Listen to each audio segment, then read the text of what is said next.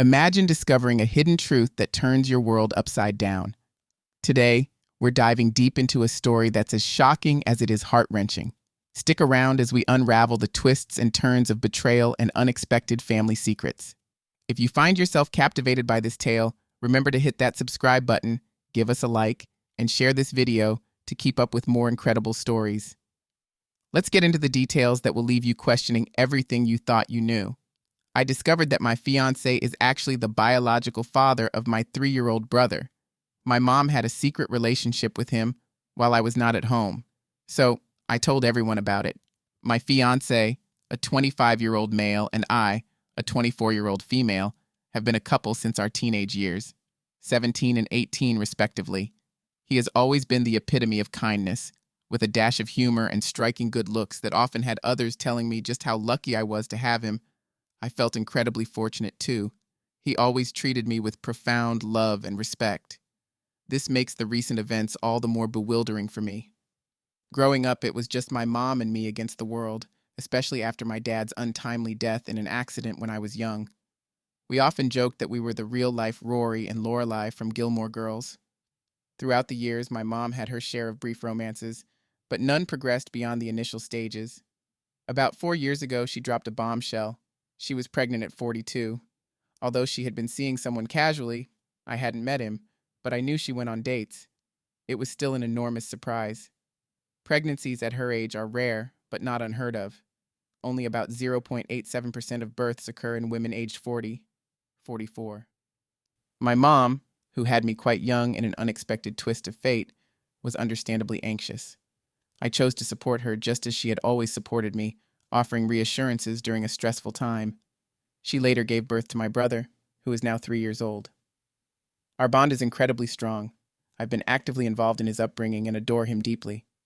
My fiancé has been wonderfully supportive as well, engaging in activities with my brother like getting ice cream, visiting playgrounds, and enjoying pool time during the summer.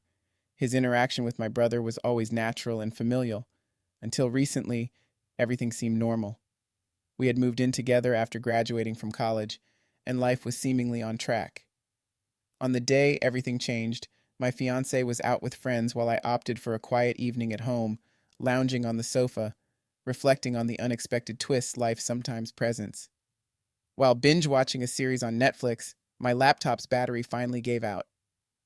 Too lazy to fetch the charger, I decided to use my fiancé's iPad instead. Knowing the password but having never used it before, I logged in.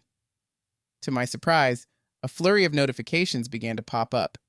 Apparently, it hadn't been used in a while either. Curiosity piqued, I investigated the messages and was shocked by what I found. My mom's phone number wasn't listed under her name, but I recognized it immediately and confirmed it with my phone. The messages were heart-stopping. She expressed guilt and insisted that I needed to be told. My fiancé echoed the sentiment of guilt, confessing that he couldn't bear to lose me and acknowledged their grave mistake. The conversation grew even more disturbing. My mom lamented the unfairness of my brother growing up without knowing his real father, questioning how my fiancé could stand to be around his son, acting only as a brother-in-law rather than a father. I was devastated. Scrolling further, I discovered an album filled with photos of my brother as a newborn, my mom during her pregnancy, and other moments of my brother's early life. Overwhelmed by betrayal, I broke down, tears streaming uncontrollably as I awaited my fiancé's return. I've never been one to mask my feelings or calmly strategize confrontations. When he walked through the door around 11:30 p.m., I handed him the iPad, open to the damning conversation.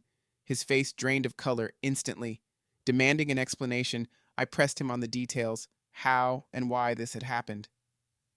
Reluctantly, he began to recount that a few years ago, while I was on a girls' trip, he and my mom shared a dinner that led to more. It wasn't unusual for them to share meals, especially when I was occupied with sports or other commitments. Just like his parents, my fiancé tried to explain how one thing led to another, and they ended up sleeping together. His explanation was vague, but the outcome was clear. They felt guilty, yet continued their affair under the guise of discussing how to break the news to me.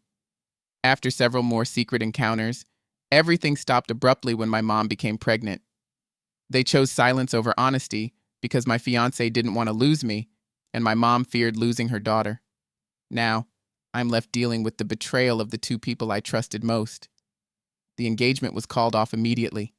I told my mom we were done speaking, and I moved in with a friend. My heart aches for my brother.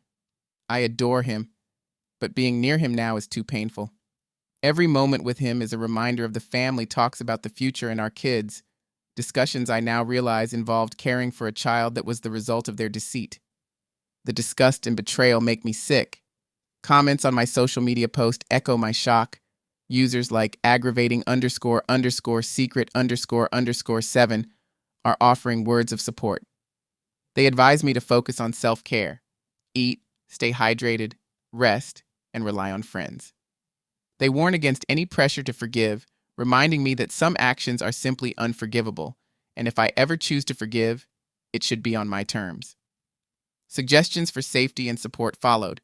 Notify my workplace about my family issues to ensure someone can escort me to and from my car, or perhaps arrange for a colleague to accompany me. The encouragement is to endure, despite the unimaginable pain. It's emphasized that healing won't be quick. It won't happen this month, or even this year, but gradually, it will get better. They also recommended seeking therapy through my health insurance and offered personal support, stating if I ever need a motherly figure or just someone to talk to, I should reach out directly. I'm open to talking, I said. UNZ and ZEP, forget them.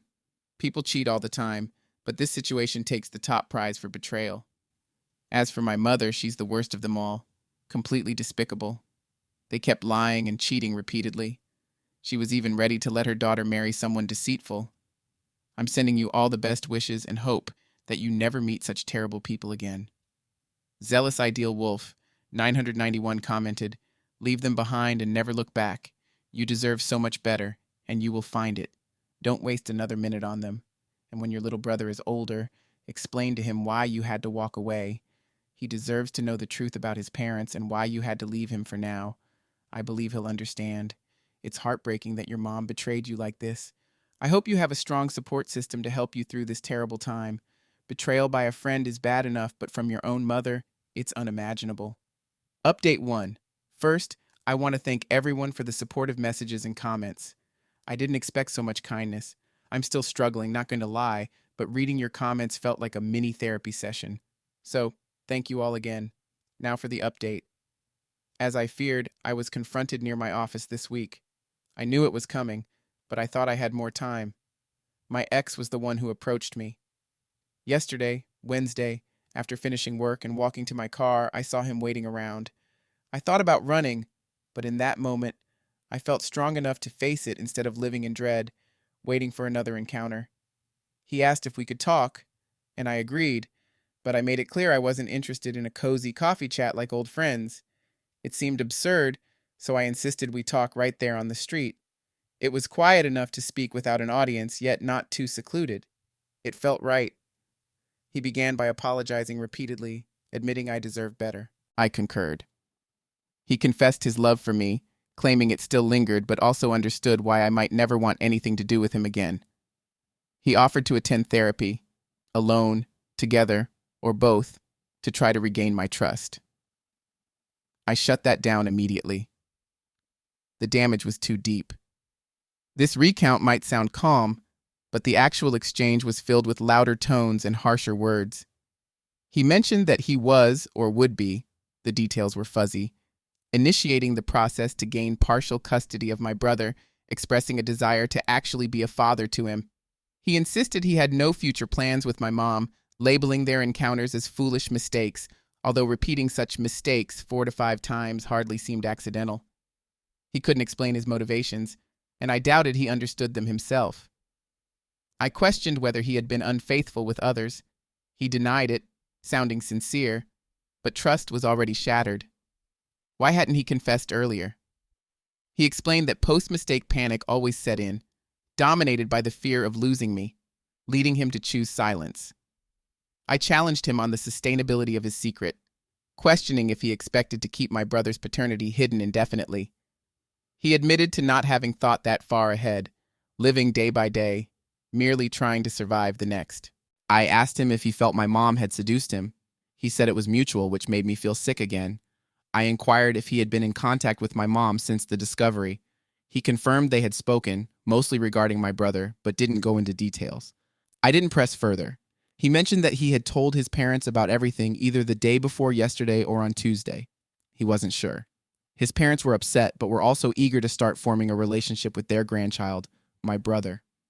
Honestly, hearing all this felt like a punch in the stomach. He said his parents wanted to contact me, but he asked them to wait until he spoke to me first, which explained his presence. I questioned whether he had considered pursuing custody before I found out. He admitted he hadn't, but discovering the truth had spurred him into action. It seemed my ordeal had inadvertently helped him get his life in order.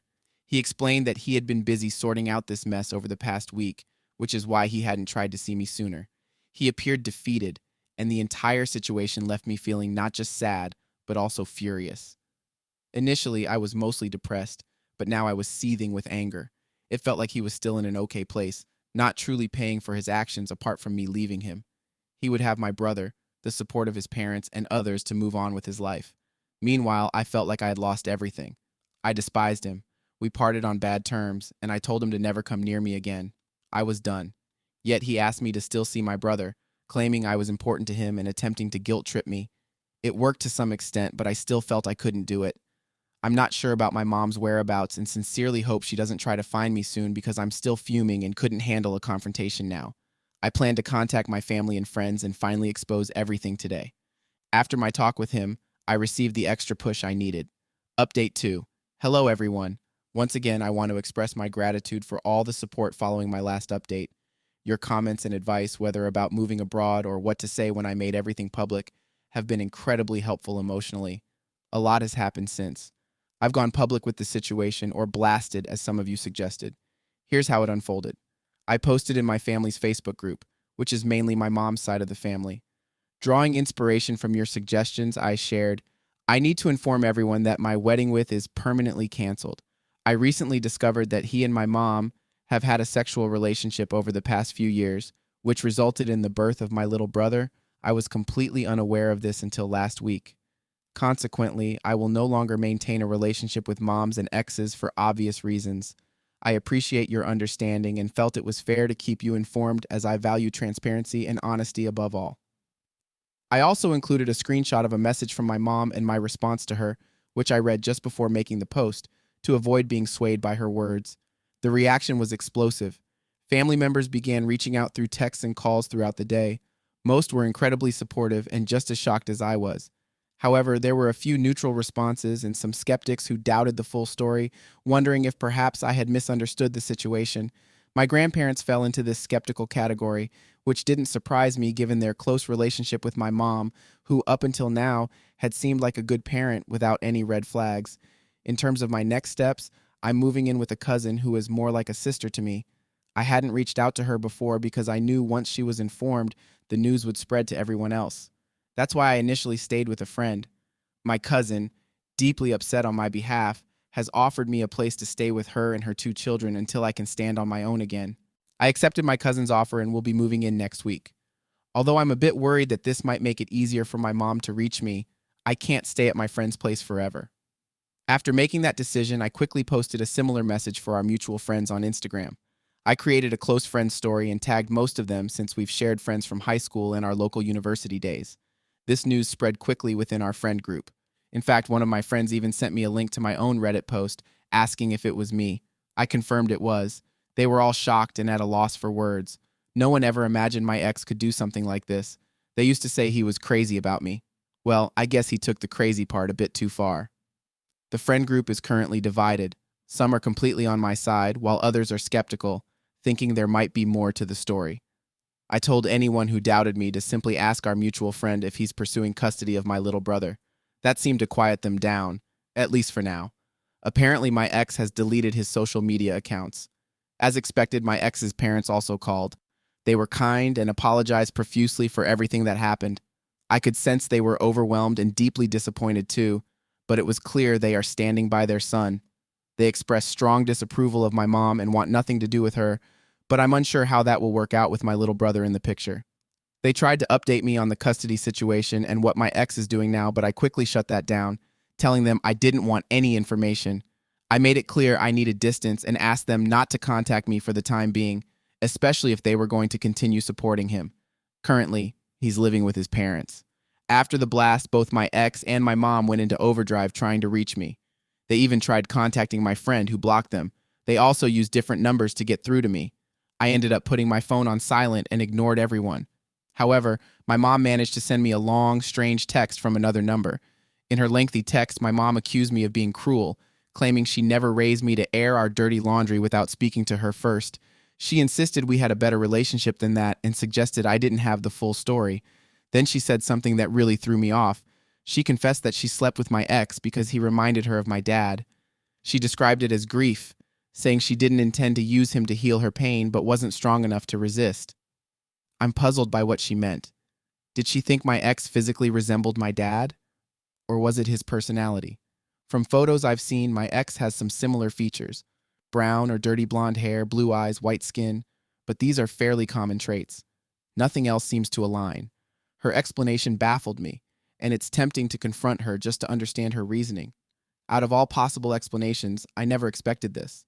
Emotionally, I'm holding up somewhat better. I'm not crying every hour or consumed by thoughts of vengeance.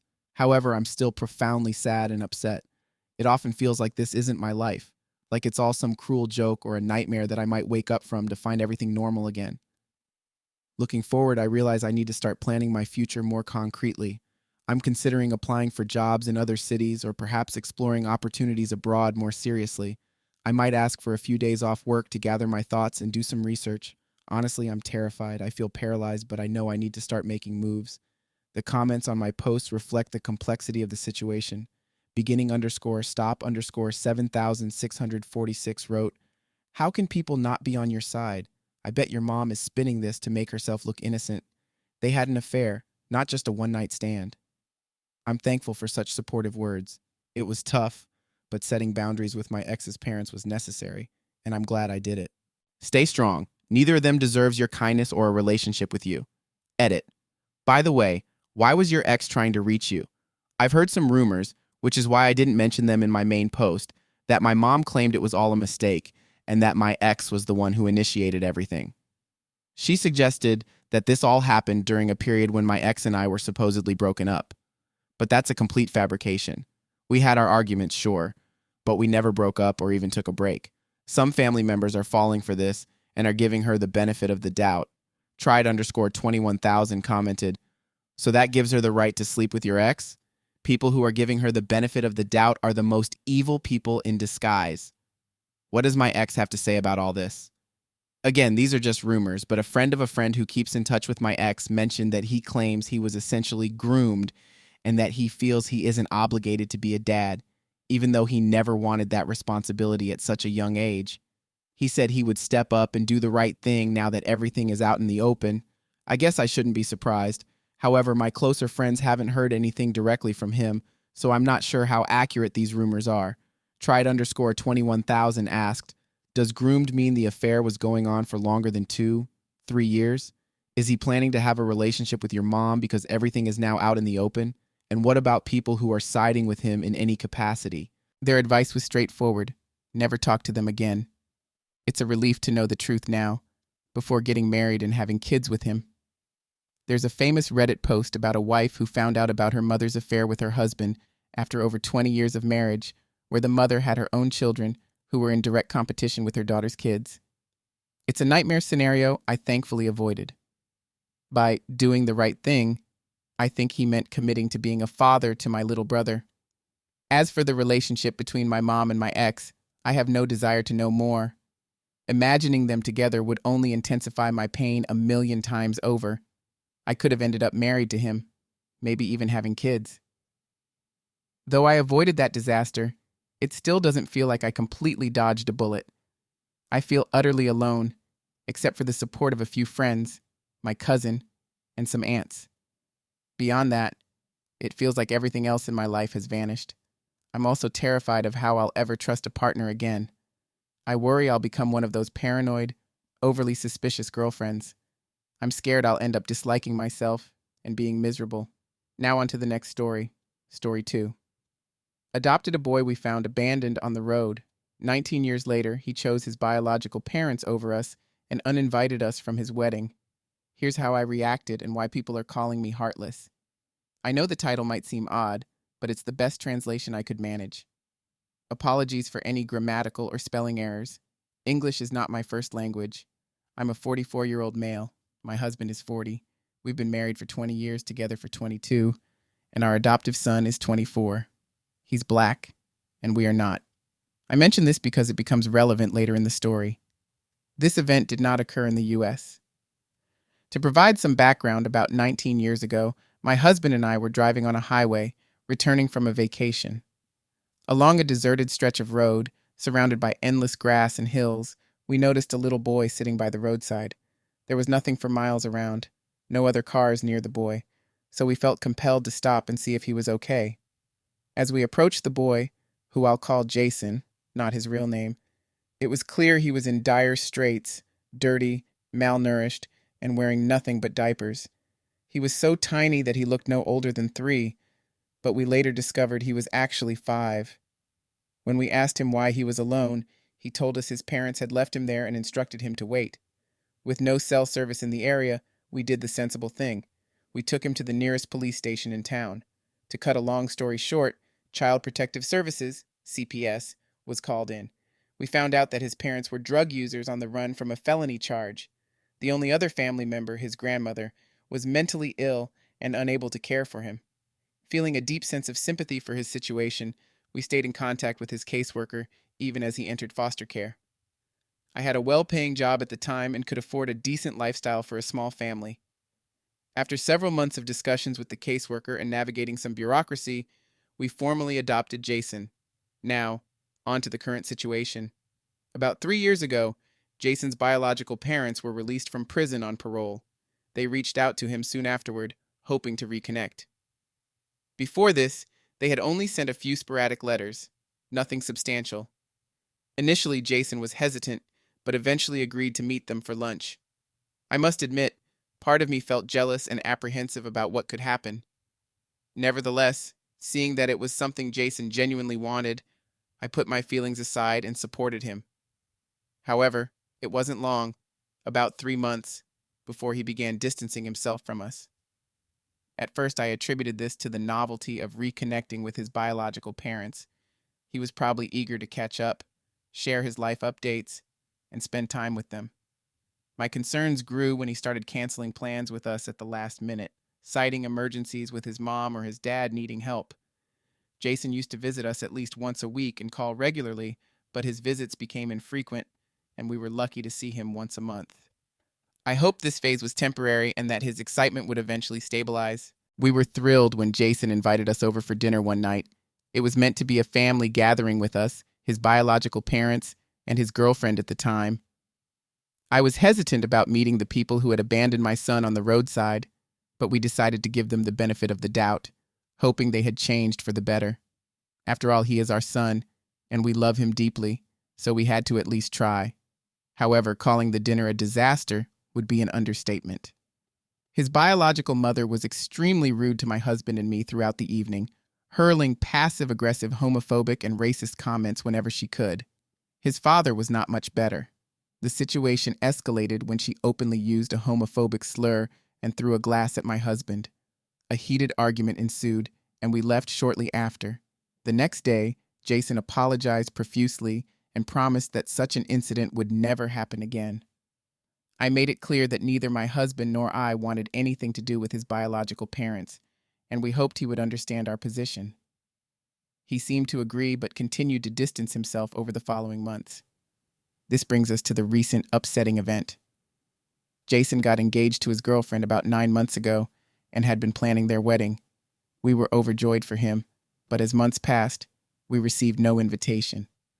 Whenever we inquired, Jason would say the invitations hadn't been sent out yet and quickly change the subject. Last week, my husband saw a tweet from one of Jason's friends, a groomsman, holding an invitation that had been posted a few weeks earlier. The next time Jason visited, we confronted him, only for him to shock us by saying we hadn't been invited. His reasoning? His biological parents didn't want us there and would refuse to attend if we were present. I was livid. I demanded to know how he could choose them over us, what made them so important, and what we had done to deserve such treatment. His response? They understand me better. They're my people. My husband was in tears, asking how Jason could do this to us.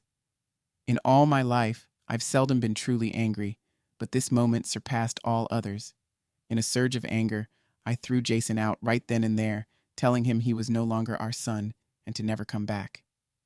I spent the rest of the day comforting my husband, trying to soothe his distress. The following day, I canceled everything we had paid for the wedding, which was practically all the major arrangements, even those we couldn't get refunds for. Jason had the audacity to call and yell at me, demanding to know how I could do this to him. He was panicked about finding replacements for a wedding that was only a few months away. I coldly replied that I didn't care and suggested he seek assistance from the two people he now considered his parents. 19 years I dedicated to raising a child I considered my own, providing all the love and support I could, only to be discarded like this. It was a harsh reminder that no matter the blood, sweat, and tears we pour into relationships, the return might not always be what we expect. The fallout from our actions has been intense. Many of Jason's friends and a few of our family members have been calling and messaging us, branding us heartless and monstrous for our reaction. This has led me to question whether my anger went too far. After all, isn't parental love supposed to be unconditional?